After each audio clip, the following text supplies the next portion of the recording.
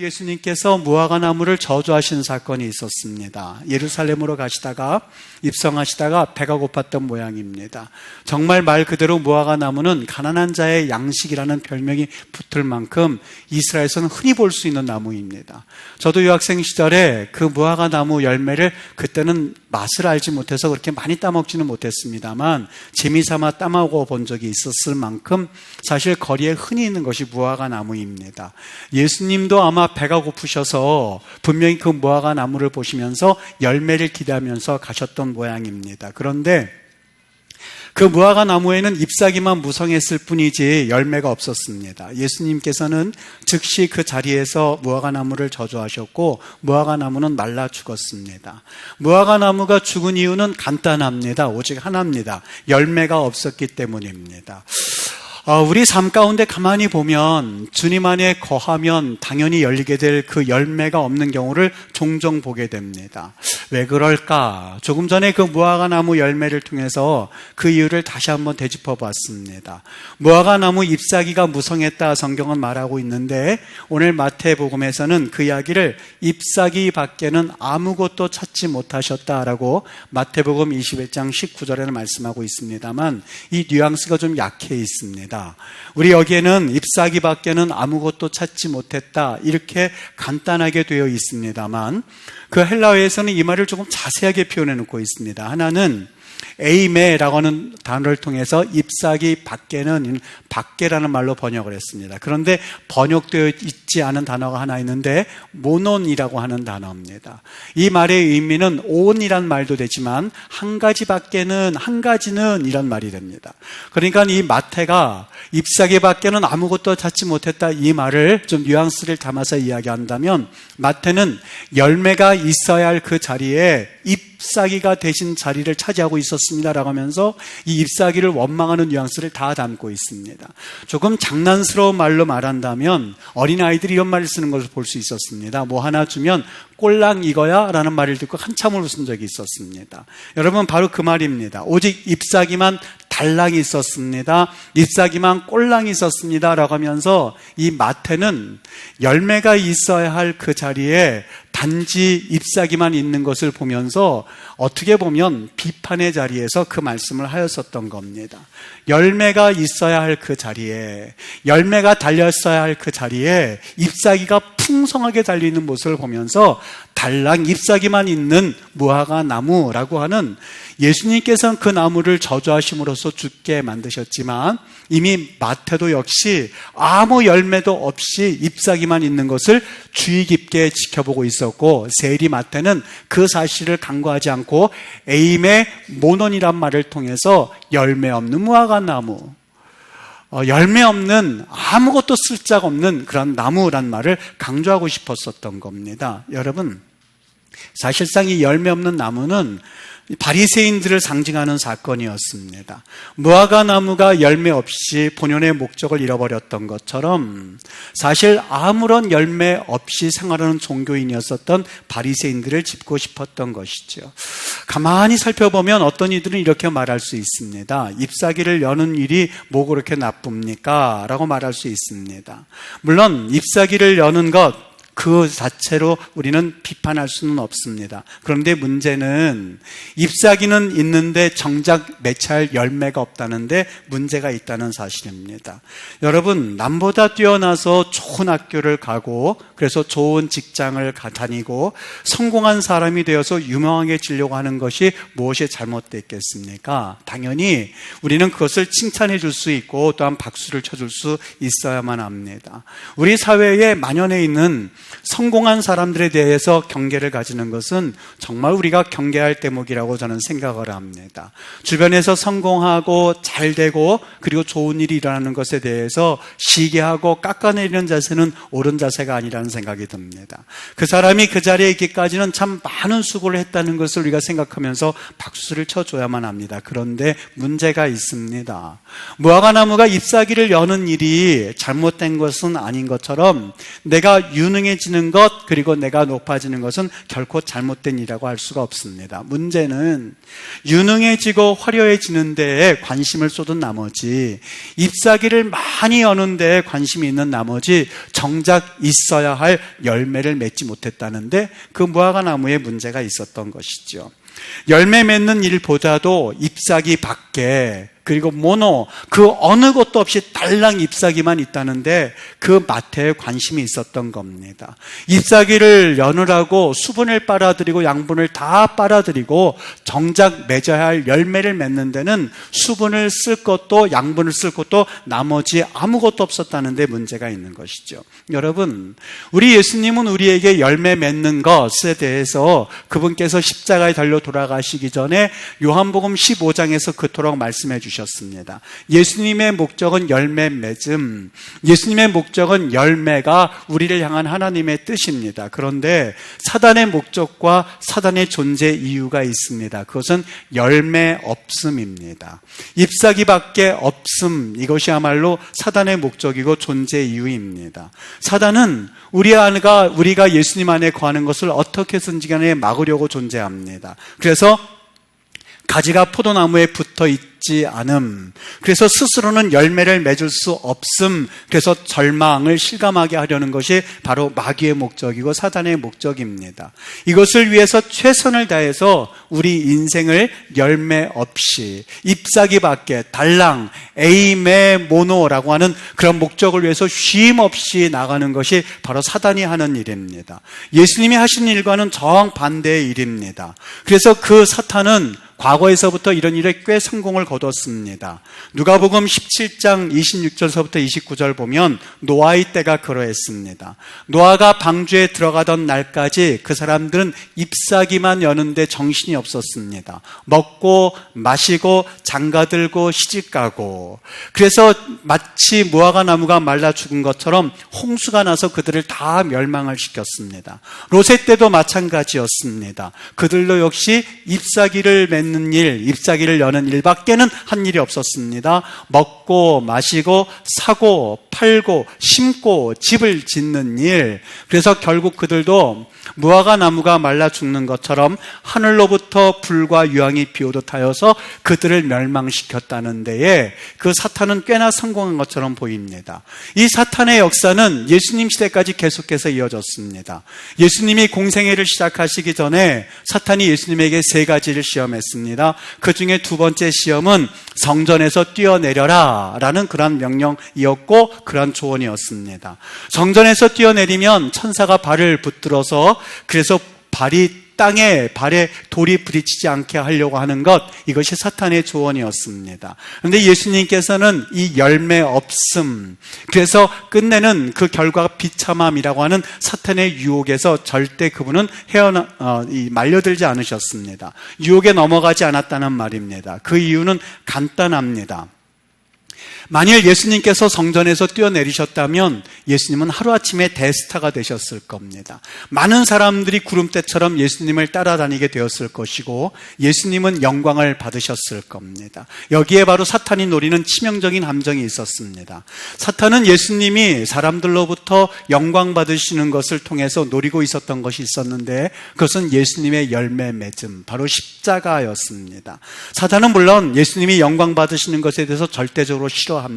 그런데 사단이 예수님이 영광 받으시는 것은 싫어하지만 두려워하지는 않습니다. 사단이 정말 두려워하고 싫어하고 무서워하는 것이 있다면 예수님의 열매 맺음, 즉 십자가 사건이었습니다.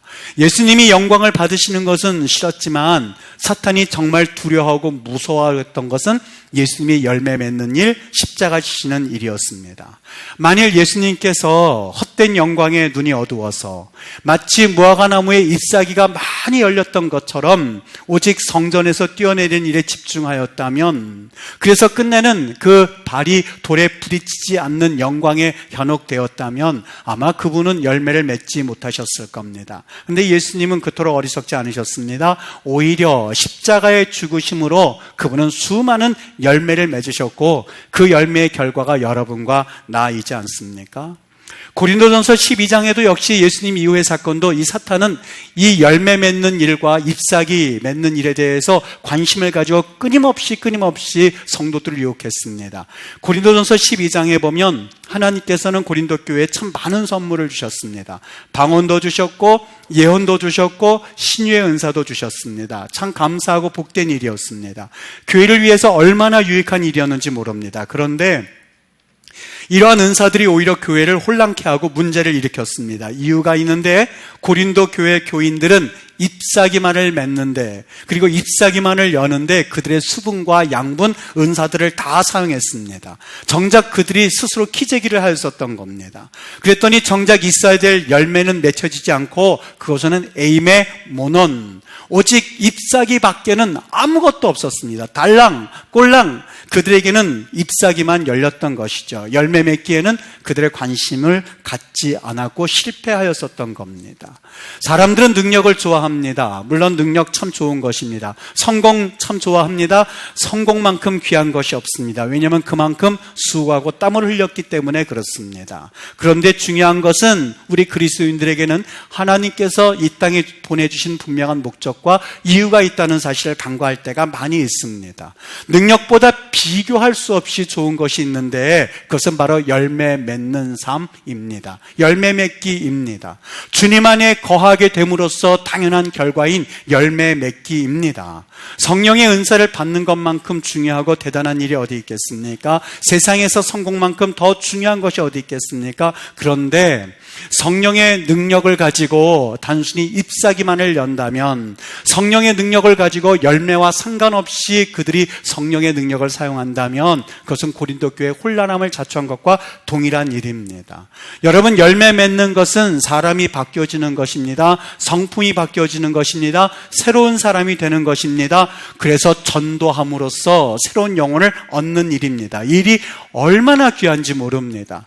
다니엘서 12장 3절에 말합니다. 많은 사람을 옳은 대로 인도한 자는, 돌아오게 한 자는 별과 같이 영원토록 빛날 것이라고요. 세상에 이런 칭찬이 어디 있습니까? 우리를 걸어서 별과 같이 돌아오게 한다고 말씀을 하고 있습니다. 성경을 아무리 뒤져보아도 이런 칭찬이 없습니다. 어떤 사람이요? 많은 사람을 옳은 대로 돌이키는 자는, 돌아오게 하는 자는 별과 같이 영원토록 빛나리라. 저는 이 구절을 참 좋아합니다. 왜냐하면 제 이름의 성자가 바로 결성자이기 때문에 그렇습니다. 저는 이 말씀이 참 좋습니다. 많은 사람을 옳은 대로 돌아오게 하는 자는 별과 같이 빛나리라 하는 말입니다. 여러분, 이 말은 은사가 중요하지 않다는 말이 아닙니다. 하나님이 은사를 주신 이유가 있는데, 하나님이 우리에게 좋은 것을 주신 이유가 있는데, 그것은 누구나 할 것 없이 이 땅에 보내주신 목적인 열매를 맺기 위함입니다. 여러분, 마귀는 우리에게 항상 경험하라고 합니다. 잎사귀를 내보라고 말합니다. 자기 만족과 자기 도취에 빠져보라고 말합니다. 잎사귀를 맺음, 또 그리고 내게 있어서 영광을 취함을 통하여서 사실 마귀가 노리는 한 가지 분명한 목적과 이유가 있는데 열매 없음입니다. 어렵게 교회로 인도해서 그래서 교회 다니는 영혼들 가운데서도 이 마귀의 노름에 빠져 있는 사람들이 얼마나 많은지 모릅니다. 바로 고린도 교회 12장에 있었던 그 성도들과 똑같은 그러한 영향력을 가지고 살아갑니다. 잎사귀만을 맺는 사람들입니다. 잎사귀 밖에는, 에임의 모논 밖에는 내 영광과 그리고 내 칭찬과 내가 인정받음, 그래서 끝내는 주님이 맺기를 원하는 열매 없음, 그저 그런 믿음으로 살아가는 것, 이 마귀의 노름에 넘어가는 사람들이 얼마나 많은지 모릅니다. 여러분, 우리가 꼭 염두에 두어야 할 것이 있습니다. 성령의 9가지 열매, 이것은 한 가지 열매입니다. 성경의 9가지 열매 말할 때 the fruits라고 말하지 않고 단수를 표현하고 있습니다. fruit입니다. 카르포스라고 해서 단수를 표현하고 있습니다. 모든 영역본이 이걸 정확하게 번역했는데 the fruit of the spirit이라고 말씀합니다. 성령의 열매는 9가지 것이 아니라 오직 한 가지로 표시되어 있는데, 그것은 예수님 안에 거할 때 예수님의 성품을 경험함으로써 맺는 당연한 결과, 그 특성이 9가지란 이야기입니다. 그러니까 성경의 9가지이지만 여기는 더 많은 일들이 일어날 수 있습니다. 여기는 성경에서 말하는 9가지 특성 외에 더 많은 것들이 있을 수 있습니다. 예수님은 그만큼 풍부하신 분이기 때문에 그렇습니다. 그래서 성경은 말합니다. 너희가 내 안에 거하고 내 말이 너희 안에 거하면 사람이 무엇인지 구하면 이루라고 말씀을 하셨고, 사람이 내 안에 거하면, 내 말이 너희 안에 거하면 사람이 열매를 많이 맺는다라고 말씀을 하고 있습니다. 여러분, 열매는 주님 안에 거할 때 얻는 당연한 결과입니다. 바로 이러한 열매가 수가성 여인이 맺었던 열매입니다. 그 여인은 종교인이었습니다. 그 여인은 항상 하나님을 잘 경배하는 여인이었던 것 같습니다. 그래서 그녀의 관심사인 예수님께 대해서 우리가 이 산에서 예배를 드려야 되겠습니까? 저 산에서 예배를 드려야 되겠습니까? 라고 하면서 구세주라고 생각되어졌던 예수님께 자기의 예배를 어떻게 해야 하는지 여쭤보게 되었고, 예수님께서는 신령과 진정으로 예배하라는 말을 통해서 그 여인에게 생수를 넣어주었습니다. 예수님을 만나기 전에는 사람들을 피하면서 살았던 여인이었지만 예수님을 만나고 난 다음에는 사람들을 찾아가서 와 보라 라고 하면서 생명을 얻었던 역사를 오늘 우리 요한복음에서는 경험할 수 있습니다. 요한복음에는 생명으로 가득 찬 책입니다. 그래서 예수님께서는 하늘로 올라가시기 전에 마치 유언처럼 주셨던 말씀이 요한복음 14장, 15장, 16장, 17장의 말씀입니다. 여러분, 요한복음을 가만히 지켜보면 여기엔 생명이 가득 차 있습니다. 김수만 장로님의 간증입니다. 이 장로님은 정미소를 운영하다가 교통사고로 다리를 다쳤던 분입니다. 우측 다리를 절단했습니다. 그런데 장로님께서 하나님을 원망하기보다는 눈물로 하나님 앞에 기도하기 시작했습니다. 하나님, 다리가 잘라졌습니다. 다리가 없습니다. 내 다리 주세요.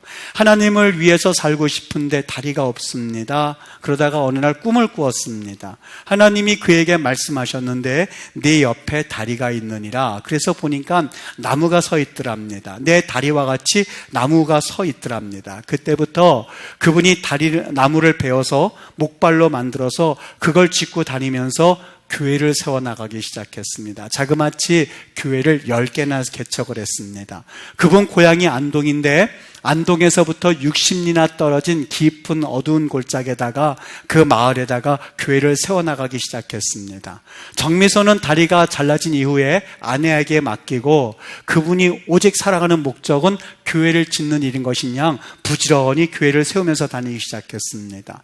이 동네 다니고 저 동네 다니면서 목발로 쩔뚝쩔뚝거리면서 산으로 다닙니다. 성령이 역사하니까 곳곳마다 교회가 세우기 시작하는데 3년에 하나씩 교회가 세워지더랍니다. 모두 강팍한 마음들이 모여있는 안동의 마을 사람들인데 이분만 들어가면 모두 다 주님께로 돌아오기 시작합니다. 1부는 남자가 예배를 드리고 2부는 여자가 예배를 드리고 3부는 청년들, 학생들이 나오게 해서 교회를 개척하게 되었답니다. 오직 복음 하다가 보니까 마음 가운데 얼마나 감사가 나오든지 자다가도 일어나다가 잠꼬대를 하는데 감사 그러면서 깨더랍니다. 깨면 아버지가 깨어나셔서 감사하니까 이 딸이 궁금했던 모양입니다. 아버지, 뭐가 그렇게 감사한데? 그러자 아버지가 말합니다. 하나님이 나에게 구원 주셨지, 하나님이 나에게 건강 주셨지, 예수 믿게 해주셨지, 이 측량할 수 없는 애를 어떻게 감사하니? 포도나무에 붙어야 감사가 나오는 법이지 않겠습니까? 이 장로님은 포도나무에 정말 붙어 있었던 것 같습니다. 조금씩 과거에 가지고 있었던 나뭇가지, 그러니까 잎사귀는 점점 떨어져 나가고 그 자리에 열매가 들어오기 시작했습니다. 엉뚱한 데 붙어 있었을 때는 잎만 열면 불평불만만을 하던 장로님이셨는데 그때부터 예수님께 붙어 있으면서 그 입술에서 감사가 나오기 시작하고 그 입술에서 하나님 앞에 전도라고 하는 열매가 맺혀지기 시작하더랍니다. 그 딸들이 있는데 그 딸들이 아버지가 너무나 처음에는 원망스러웠답니다. 아버지를 따라서 같이 그 딸들이 전도하기 시작했는데 아버지가 얼마나 원망스럽던지 아버지를 그래도 저녁을 해드려야 되겠지 않습니까? 근데 그 아버지가 아무것도 집에 들여오는 것이 없었던 모양입니다. 그랬더니 그 따라다니던 딸이 아낙네들이 그 시냇가에서 고등어 머리를 자르고 내장을 빼고 토막만한 그 꽁치를 남겨뒀는데 그것을 주섬주섬 모아다가 아버지에게 식사를 대접했다고 합니다. 아버지가 전도하다가 들어오니까 아이들이 먹을 것이 없어서 그 꽁치를 넣고 먹는 것을 보면서 눈물이 핑 돌더랍니다. 그러면서 그 아버지가 딸들을 위해서 기도해 주기 시작했습니다. 하나님, 내가 하나님 앞에 열매를 이렇게 맺었습니다. 우리 귀한 자녀들에게 열매 맺게 해주세요. 그렇게 기도를 하더랍니다. 그런데 열매가 맺히기 시작했는데 이 딸들이 전부 다 사모님이 되셨다고 합니다. 하나님의 복음으로 사는 이 장로님이 예수 그리스도를 위해서 살다 보니 하나님께서 영적인 열매를 맺게 해주셨고, 그리고 그 딸들이 모두 하나님 안에서 아름다운 열매를 맺혀가는 그런 목사님, 사모님들이 되셨다고 합니다. 여러분, 오늘 내 안에 거하라 6번째 시간이고, 저는 오늘 말씀을 통해서 우리 이제는 내 안에 거하라는 말씀을 마무리 지으려고 합니다. 예수님께서 말씀하셨습니다. 나는 포도나무요 너희는 가지다. 우리가 예수님 안에 거하는 목적이 있는데 오직 열매 맺기 위함입니다. 여기에는 예외가 있을 수 없다는 겁니다. 여러분, 우리가 살아가면서 무엇 때문에 살아가느냐라고 물을 때에 우리는 한결같이 예수님 안에 거하고 예수님에 거하는 삶의 결과는 열매 맺기입니다. 내 삶 가운데 어떤 열매가 맺혀져 있습니까? 내 삶에 정말 성령께서 원하시는 생명의 성령의 법을 통한 열매를 맺고 있으십니까? 아니면 우리 주님과는 전혀 상관이 없는 열매를 맺은 것을 보면서 그것이 열매라고 착각하고 있는 것은 아닙니까? 그것이 혹시 잎사귀밖에 달랑 에임의 모논이라고 하는 잎사귀만 가득 차 있는 그런 나무로 지금 내 모습이 풍성하게 되어 있다고 생각하고 있지는 않은지요. 우리 하나님 안에서 너무 늦었다고 생각하는 마음이 들기 전에 한시라도 빨리 우리 하나님이 원하시는 열매를 풍성하게 맺는 그런 은혜가 있게 되기를 바라겠습니다. 말씀을 받아서 올 한 해에 내게 생명을 주셨다면, 여러분 어린아이들이 태어나면 어린아이들이 쉼없이 움직입니다. 막 움직입니다. 저희 아이를 봤을 때도 그랬던 것 같습니다. 꼬마 아이들을 보면 쉼없이 움직입니다. 어떤 부모님들은 귀찮아, 얘가 왜 이렇게 부산해, 이렇게 말할 수 있을지 모르겠습니다. 그런데 여러분 아십니까? 그것이 바로 생명이 있다는 증거입니다. 만일 생명이 없다면 움직일 리가 없지 않겠습니까? 우리 임마누엘 교회 참 귀하고 놀라운 축복받은 교회라고 저는 믿습니다. 많은 분들이 정말 이 땅 가운데서 성공하시고 그리고 으뜸이 되시고 그리고 높아졌으면 좋겠습니다. 그런데 그것이 잎사귀만으로 가득 찬 그런 성공이라면 우리 주님께서 내 안에 거하라는 그 말씀과는 전혀 위배되는 삶이 되고야 말 겁니다. 여러분, 내 성공, 그리고 내 위치, 그리고 내 직분, 그리고 내 자리, 모든 것들이 오직 열매 맺기 위함을 사용되고, 그리고 주님 안에 거할 때 이 열매 맺는다는 사실을 분명히 기억하시고 주님 품을 파고드는 은혜가 있었으면 좋겠습니다. 지금 1번서부터 6번까지 내 안에 거하라는 말씀의 결론입니다. 여러분, 예외가 없습니다. 저 사람은 열매를 맺을 수 있고 나는 열매를 맺을 수 없고가 아닙니다. 이 세상에 존재하는 모든 것들은 목적이 있습니다. 열매 맺는 일입니다. 예외가 있을 수 없습니다. 여러분들은 정말 생명의 성령의 법이 역사하고 있습니까? 우리 주님 안에서 내가 무엇을 하든지 간에 열매로 증명되게끔 되어 있습니다. 나무는 그 열매를 보아 알지니. 우리 임마누엘 교회의 나무라고 하는 그 나무가 있습니다. 이 나무는 과연 살아있느냐 아니면 생명이 없는 사망의 상태냐라고 하는 것은 열매로 보아 알 수 있습니다. 올 한 해가 다 지나가기 전에 여러분, 내가 생명 있음을, 내가 그래서 생명으로 존재하고 있음을 열매 맺는 일, 그리고 하나님의 백성들을 주께로 옳게 인도하여 별과 같이 빛나는 그런 역사로 증명해 보이시기를 바랍니다. 하나님의 나라는 말에 있지 않습니다. 절대 그렇지 않습니다. 하나님의 나라는 능력에 있습니다. 열매에 있는 법입니다.